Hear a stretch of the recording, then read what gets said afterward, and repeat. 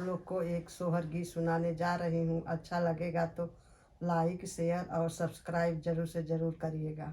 एक फूल फूलाई काशी, दूसर फूल बनारस, दूसर फूल बनारस हो सखिया, तीसर फूल फूलई मोरे अंगना, चौथ मोरे आचर हो। एक फूल फूलाई काशी, दूसर फूल बनारस, दूसर फूल बनारस हो सखिया, तीसर फूल फूलई मोरे अंगना, चौथ मोरे आचर हो। इहै चारौ फूलवा जौ पवते शिवजी चढ़वते, त शिवजी के पूजते हो सखिया, निहुरी निहुरी पैया लगते मांगन कुछ मांगते, मांगन कुछ मांगते हो। किहू के दिह शिव बाबा दुई चार की, इहू के 10 5 की, इहू के 10 5 हो।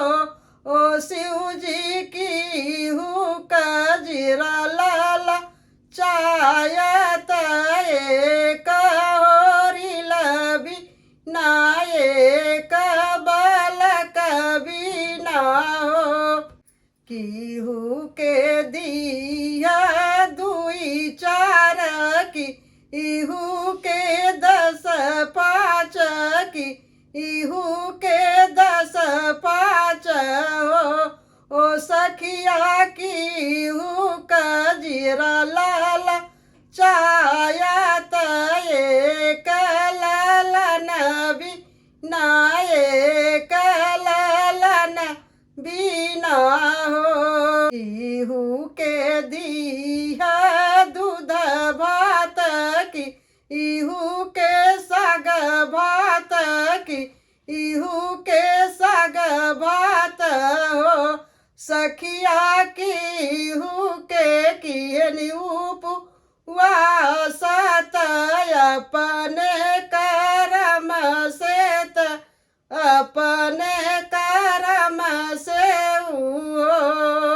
अमवात फरई जो पसवनाई मिली गौधवा, ताई मिली गौधवा हो सखिया, बैरी जे भाई नीरा फलत, अपने कर्म से अपने कर्म से हो सखिया, बैरी जे भाई नीरा फलत, अपने कर्म से अपने कर्म से हो।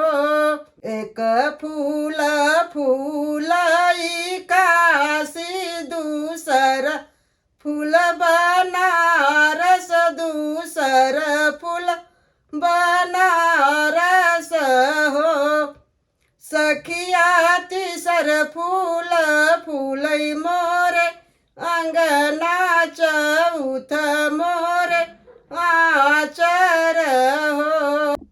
एक फूल फूलाई काशी, दूसर फूल बनारस, दूसर फूल बनारस हो सखिया, तीसर फूल फूलई मोरे अंगना, चौथ मोरे आचर